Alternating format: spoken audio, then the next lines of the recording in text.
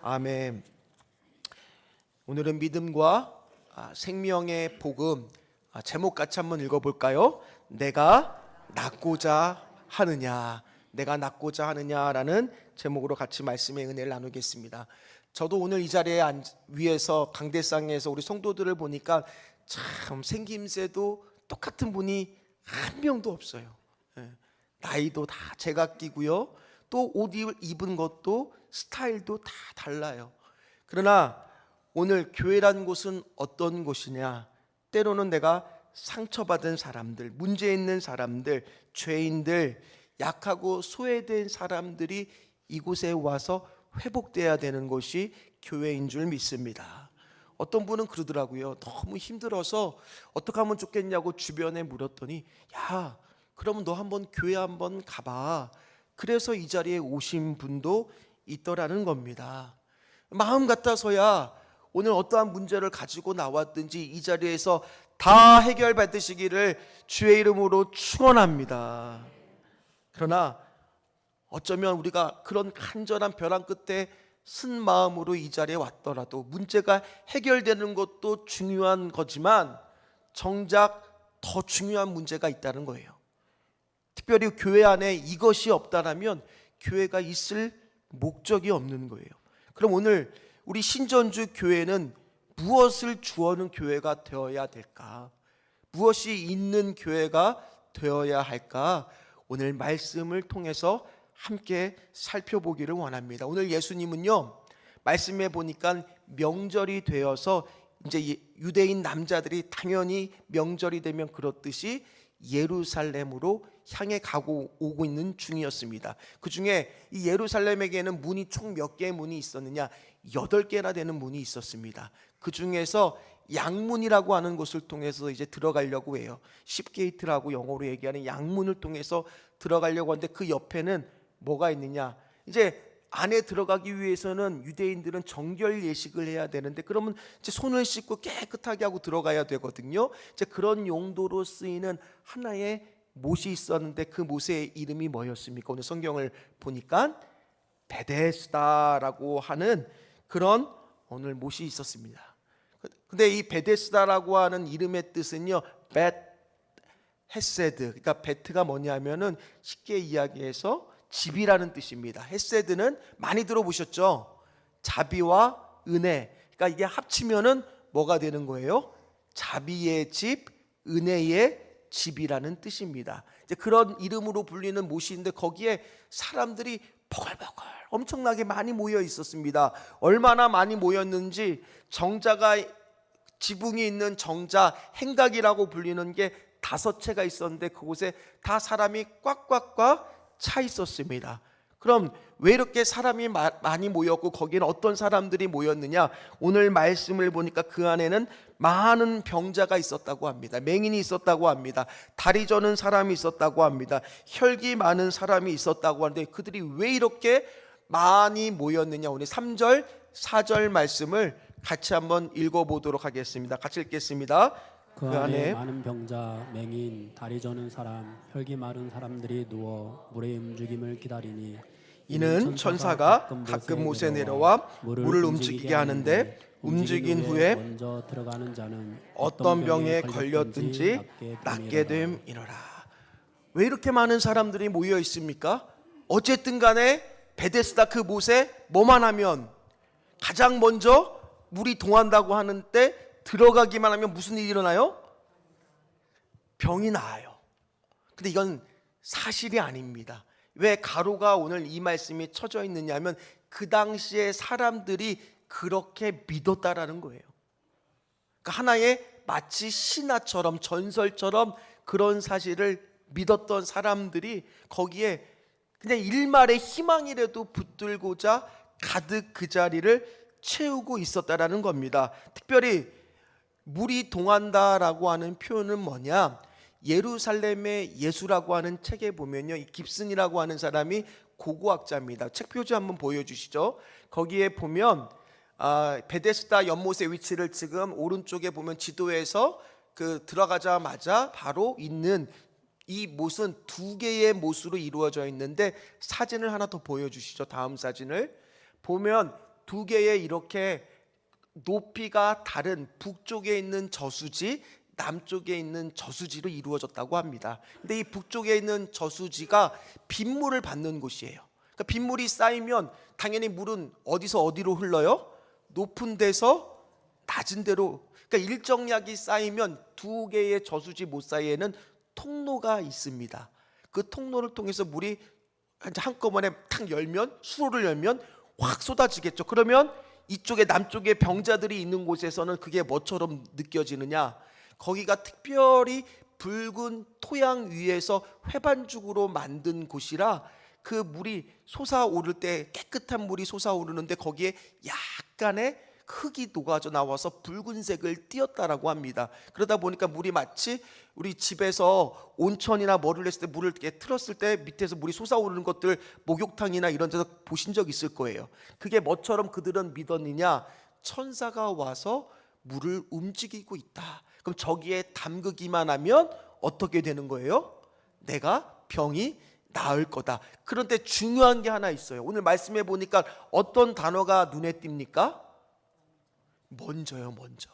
그러니까 내가 아무리 열심히 달려도 다른 사람이 나보다 먼저 들어가면 소용이 없는 거예요. 아무리 애를 써도 소용이 없는 겁니다. 마치 이것이 뭐와 똑같으냐? 아니, 우리가 일상에 살아가면서의 사회의 축소판과 똑같은 거예요. 한번 생각해 보세요. 처음에 아파서 왔어요. 거기서 서로 이야기를 아유 어떻게 왔냐고 얘기를 나눌 거 아닙니까? 나는 이래서 왔다고, 나는 저렇게 아파서 왔다고. 그러면 저 사람이 아픈 사정도 들었을 거예요. 저 사람이 어떻게 힘든 것도 알 거예요. 그런데 갑자기 물이 동해요. 그러면 어떻게 되는 거예요?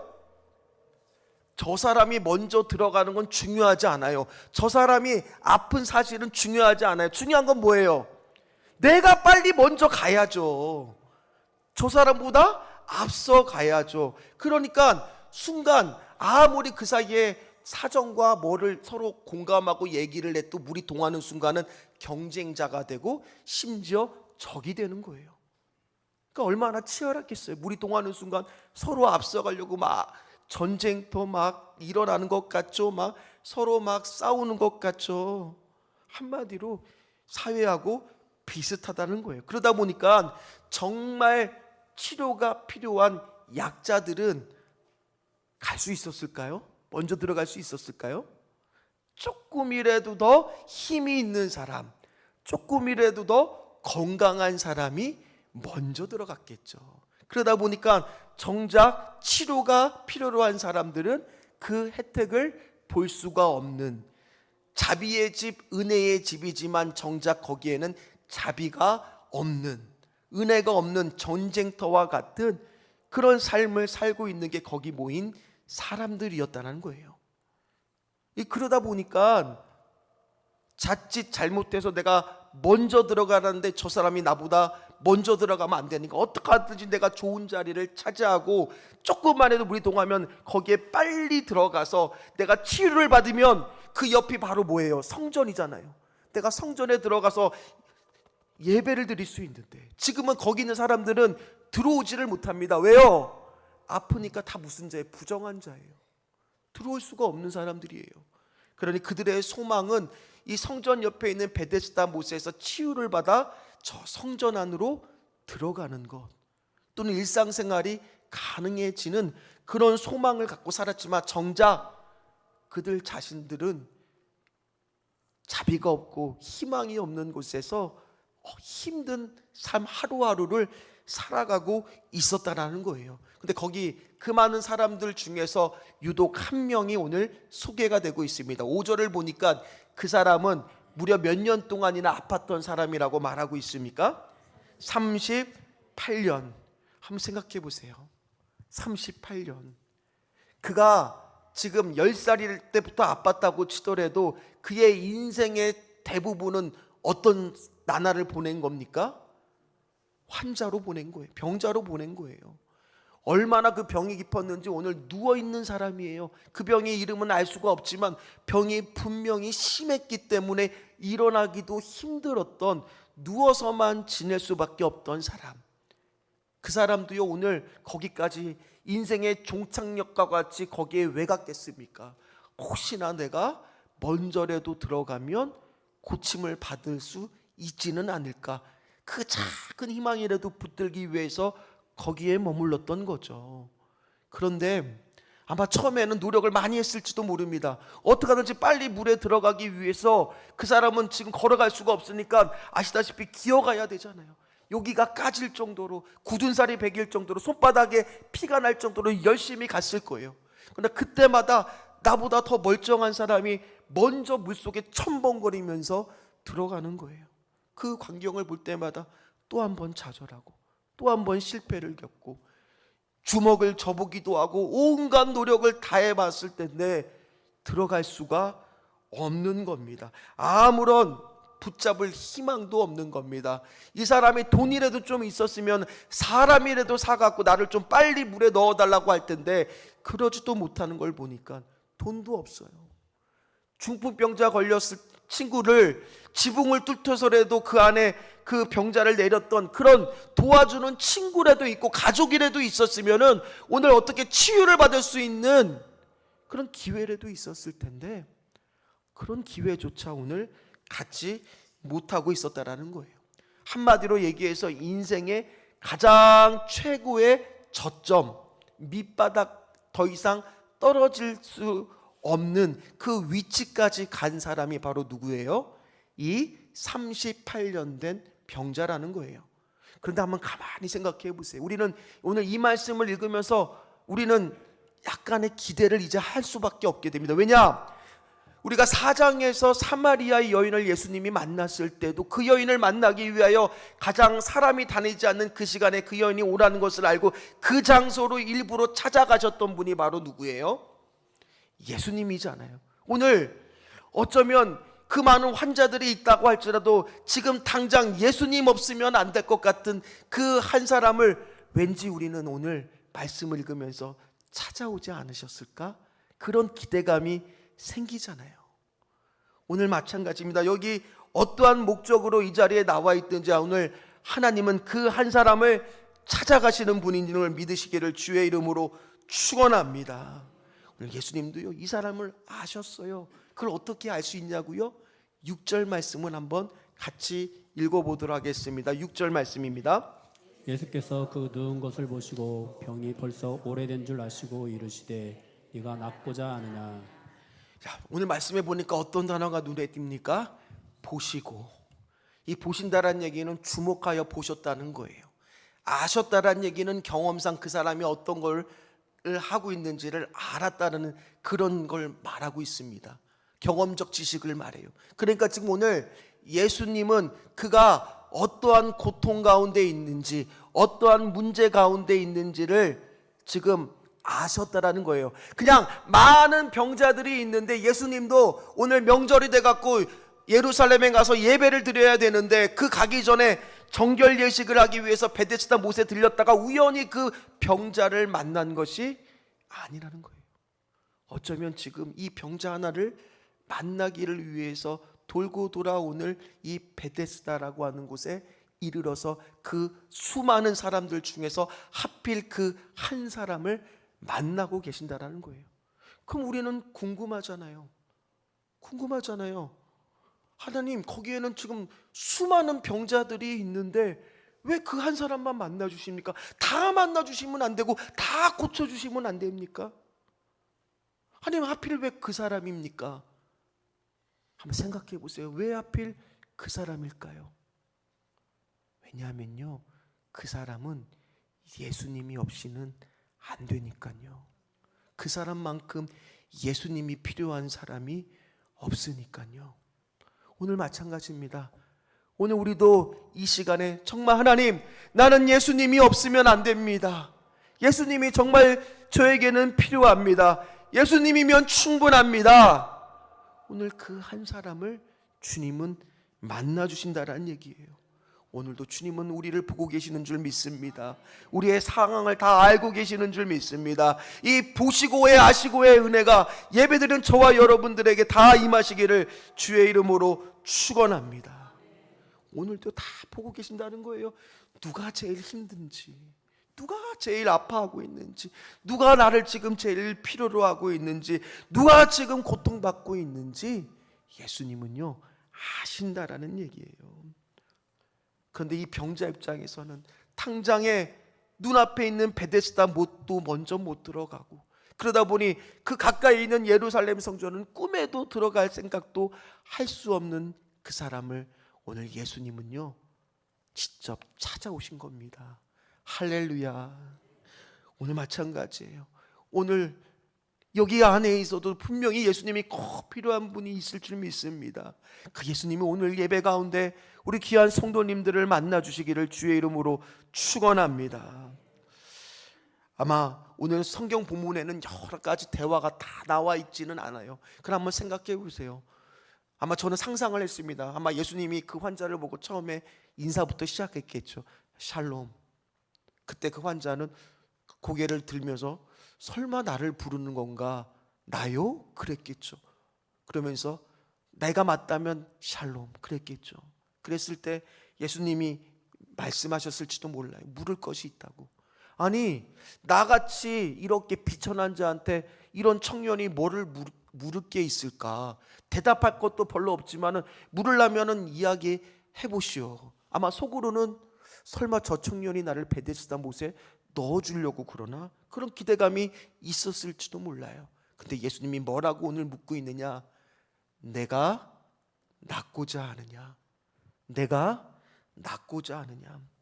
아니 그 사람의 눈동자는 흔들렸지 몰라요. 여태까지 모든 인생 가운데 체념의 눈빛, 좌절의 눈빛, 어떠한 희망조차도 찾을 수 없는 눈빛이었는데 갑자기 느닷없이 한 청년이 와서 쳐다보는데 자기도 모르게 자꾸 그에게 빠져드는 것을 느꼈습니다. 도대체 저 청년은 누굴까? 당신은 누구십니까? 아마 예수님은요 대답하셨을 거예요. 그게 중요한 게 아니라 아직 내 질문에 답을 안 했어. 네가 낫고자 하느냐? 왜요? 선생님 저를 베데스다 못에 넣어주시게요. 아마 예수님은 고개를 저었겠죠. 아니다. 그러니 그러면 나한테 왜 이걸 묻습니까? 장난치지 마세요. 저 오늘 너무 힘든 하루였습니다. 오늘만 힘들었겠냐? 늘 오랫동안 힘들었겠지. 아니 도대체 저 사람은 누구길래 나의 고통을 안다고 말을 할까? 나의 아픔을 안다고 말을 할까? 오랜 기간 힘든 시간을 보낸 것을 어떻게 아는 눈빛으로 그렇게 나를 바라보실까? 그 질문에 정상적이라면은 네가 낫고자 싶으냐라고 물었을 때 뭐라고 대답하는 게 정상이에요? 네, 제가 낫고 싶습니다. 이렇게 대답을 하는 게 정상이잖아요. 그런데 지금 뭐라고 대답을 합니까? 얼마나 마음이 힘들었으면 7절처럼 대답을 하더라는 거예요. 7절 말씀을 읽도록 하겠습니다. 병자가 대답하되 주여 물이 움직일 때 나를 못에 넣어주는 사람이 없어 내가 가는 동안에 다른 사람이 먼저 내려가나이다. 지금 김성 목사님께서는 저렇게 멋지고 차분한 목소리를 읽었지만 이거의 감정은요 분노예요. 분노. 얼마나 화가 났겠습니까? 온통 내 마음에 몸의 상처에 대해서 지금 묻고 있는데 뭐부터가 먼저 나오는 거예요? 마음의 상처부터가 나오는 소리예요. 보세요. 주여 못이 소용돌이 치고 있는데 내가 먼저 들어가려고 하는데 저 사람들이 나보다 먼저 들어가서 나는 아무것도 할 수가 없었습니다. 오늘 화가 나서 아마 그렇게 말했을 거예요. 오랜 아픔과 상처와 실패가요 그로 하여금 분노의 마음이 들어왔을 거예요. 우리 알잖아요. 처음에 병이 걸리면 서러워요. 아프면 서럽습니다. 왜 하필 내가 아픈가? 저 옆 사람은 저렇게 웃고 잘 살고 있는데 하나님 왜 나로 하여금 이렇게 아프게 만드십니까? 처음에는 서러워요. 병 때문에 서러워요. 그런데요 시간이 지나면 지날수록 이 환자처럼 누워있으면 있을수록 뭐가 더 서러우냐? 내가 부모를 좀 잘 만났더라면, 내 인생 가운데 부모라도 잘 만났더라면 그 부모 덕분에 좋은 병원에 가기도 하고 좋은 의사도 좀 만나기도 하고 보약 한 잔이라도 좀 지어받았으면 내가 이렇게 힘들지는 않았을 텐데, 아니면 우리 집안에 돈이라도 좀 있었으면은 나를 좀 밀어줘서 사람이라도 샀었을 텐데, 내가 좀 친구라도 좀 있었으면은 그 친구의 도움을 좀 받을 수 있었을 텐데, 오늘도 우리도 살면서요 그런 환경과 상황을 탓할 때가 얼마나 많은지를 몰라요. 그러다 보니까 시간이 지나면 억울하다고, 힘들다고, 못 살겠다고 이런 고백을 할 때가 있어요. 자꾸 뭐를 보느냐, 엉뚱한 환경과 상황을 바라볼 때가 많다는 겁니다. 그래서 예수님이 당연한 질문을 해도 네가 낫고자 하느냐, 이 당연한 질문을 해도 답변을 못하는 거예요. 마음에 상처의 울분이 있으니. 근데 오늘 저는요 이 말씀을 묵상을 하면서 내가 낫고자 하느냐라고 물었을 때, 오늘 예수님은요 단순하게 이 사람의 병만 본 것이 아니에요. 너가 지금 무엇을 바라보고 있느냐, 저 헛된, 저 자비가 없는 베데스다를 바라보면서 저 희망이 없고 소망이 없는 것을 바라보고 있는 것은 아니냐. 내가 물은 것은 그게 아닌데, 누가 너보다 먼저 들어갔는지, 누가 너의 앞길을 막고 있는지 그걸 물어보는 게 아니라 나는 지금 너에 대해서 물어보고 있는 거야. 내 관심은 바로 너다. 오늘 그 질문이 바로 뭐예요?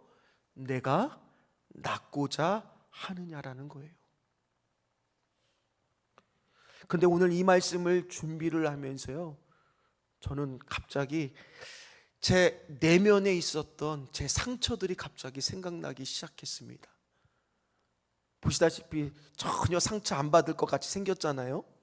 근데 저도 내면에 상처가 있다는 것을 말씀을 준비를 하면서 새삼 떠올랐어요.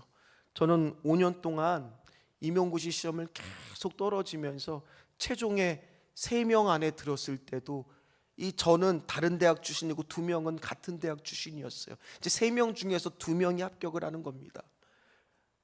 그리고 이제 최종 결과가 나왔는데 제가 떨어진 거예요. 얼마나 억울했는지 몰라. 심지어 하필이면 그 해의 출제위원이 그 2명 붙은 대학의 교수님이었어요. 근데 문제 중에서 유독 한 문제가 우리의 출제 범위를 벗어나 도저히 맞힐 수 없는 문제가 있었어요. 그 친구들은 그 문제를 맞힌 거예요. 그러니까 제 안에 어떤 마음이 들겠어요? 억울한 거예요. 아니 어떻게 내가 노력을 하고 이렇게 애를 썼는데 이렇게 될 수가 있을까? 그러다 보니 이 분노가, 화가 어떻게 되냐, 당장 내가 변호사를 섭외해서 내가 고소하리라. 근데 고소는 못했어요. 그러나 그 마음이 너무 힘들어서 다시는 책을 보고 싶지가 않더라고요. 그래서 제가 시험 포기했어요. 안 하겠다구나. 그리고 나서 이제 일을 하면서, 그러면서 이제 신학대학원에 제가 늦은 나이에 들어갔습니다. 그러나 그 안에 상처가 아직 다 주님 안에서 해결받지를 못한 거예요. 근데 신학대학원을 가니까 저는 사역지 하나를 구하기 위해서 이력서를 적게는 30통, 많게는 100통 가까이를 써야 돼요. 우리 집안에는 목사 한 분이 안 계시는 거예요. 그러니까 저는 그냥 공고를 보고 막 지원을 하는데, 옆에 같이 반에 있는 동기를 보니까 거기는 아버지가 목사님이에요. 그것도 작은 교회가 아니라 큰 교회. 그러다 보니 그 친구는 사역지를 구하는데 아무 어려움이 없는 거예요. 추천서를 써주면 다 되는 거예요. 그걸 보면서 왜 하나님 나에게는 이렇게 집안에 목사 한 명도 없고 왜 이런 환경 속에서 나보고 목회를 하라고 부르셨습니까? 온통 제 안에 열등감과 비교의식과 화만 나더라고요. 근데 오늘 말씀을 준비를 하면서 다시 한번 저도 깨달았어요. 건중아, 너는 지금 목사 없는 그 문제만 보고 있는 거 아니냐? 나를 왜 안 보고 있느냐고. 어쩌면 그 38년 된 병자의 모습이 오늘 제 모습인 것 같은 거예요. 하나님, 그러면 저는 어떻게 하면 되겠습니까? 하나님, 이 죄 많은 저는 어떻게 이 상처와 이 아픔들을 해결하면 되겠습니까? 방법은 하나더라고요.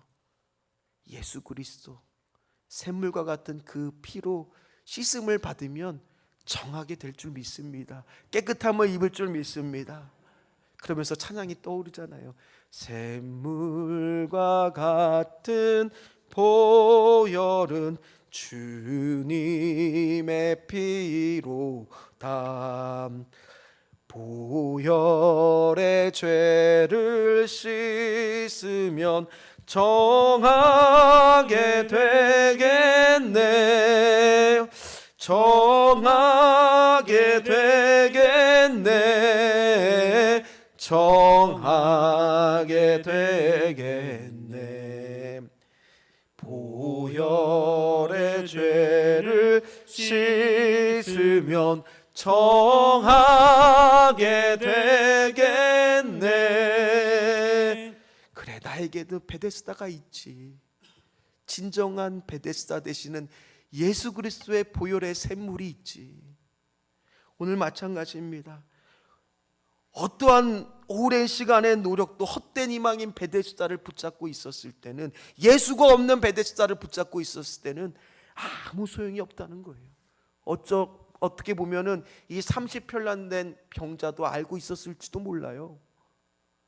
그러나 내가 이 자리마저 떠나면, 이곳마저 떠나면 아무런 희망이 없길래 아무 의미도 없는 것도 알면서도 그 자리를 떠나지 못했던 이 38년 된 병자, 어떻게 보면은 너무 오랜 시간에 그 자리에 있다 보니까 내가 그곳에 왜 있는지조차 이유조차도 잊어버렸던 그 병자. 오늘 그 병자는 누가 필요했느냐? 바로 예수님이 그 사람에겐 그가 꼭 필요했기에 그 자리에 그를 만나러 찾아가신 겁니다. 우리에게 필요한 것은요, 베데스다가 아니라 바로 보혈의 능력이 되시는 진정한 베데스다 되시는 예수 그리스도가 필요한지를 믿으시기를 주의 이름으로 축원합니다. 그분만이 우리의 아픔을 아시고 우리의 상처를 치유해 주실 것이고 우리를 회복시켜 주실 것입니다. 오늘 이 말씀이 동일하게 저와 여러분들 다 있으시기를 주의 이름으로 축원합니다. 예수님은요, 오늘 성경에는 딱 두 문장밖에 안 나와요. 첫 번째는 병을 고치기 전에 내가 낫고자 하느냐. 그리고 병을 고친 후에는 일어나서 내 자리를 들고 걸어가라. 자리를 들고 걸어가라는 얘기는 다시는 자리를 빌 필요가 없으니까. 너는 완전히 이제 해결을 받았으니까. 샘물과 같은 예수 그리스도를 만남으로 너의 모든 죄뿐만이 아니라 아픈 문제, 모든 과거의 그런 문제까지도 내가 다 고쳐주셨으니까 그 자리에 다시 자리를 필 필요가 없다는 거예요. 그런데 오늘 이 병자는 그분이 누군지를 몰랐습니다. 그리고 예수님은 사라졌습니다. 그리고 그는 부정한 자가 아니라 이제 고침을 받고 성전 안으로 들어갈 수 있는 사람이 되었습니다. 그리고 그 성전에서 바로 누구를 다시 만나느냐? 예수님을 다시 만납니다. 오늘 원고에는 없지만 우리 14절 15절 말씀을 한번 찾아주시고요, 같이 한번 읽어보도록 하겠습니다. 14절 15절 말씀을 같이 읽겠습니다. 그 후에 예수께서 성전에서 그 사람을 만나 이르시되 보라 네가 나았으니 더 심한 것이 생기지 않게 다시는 죄를 범하지 말라 하시니 그 사람이 유대인들에게 가서 자기를 고치는 예수라 하니라. 오늘도 우리가 어떠한 모양으로 나왔든지 간에 오늘 이 자리가 바로 예수님이 계시는 베데스다가 되어야 될 줄 믿습니다. 우리 신전주 교회는요, 왜 하나님께서 이곳에 이 교회를 세우셨습니까?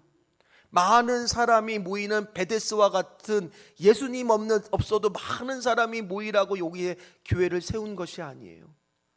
우리 교회는 누가 계셔야 돼요? 예수 그리스도. 예수 그리스도가 있는 교회가 되어야 될 줄 믿습니다. 이곳에 어떠한 목적이든지 어디면 안티 크리스찬이라도 여기에 와서 샘물과 같은 보혈의 능력의 피를 씻으면, 예수 그리스도를 만나게 되면 그의 모든 죄뿐만 아니라 그 아픔의 상처들까지도 만져서 고침을 받는 곳, 그런 능력 있는 교회가 우리 교회가 되기를 간절히 소망합니다.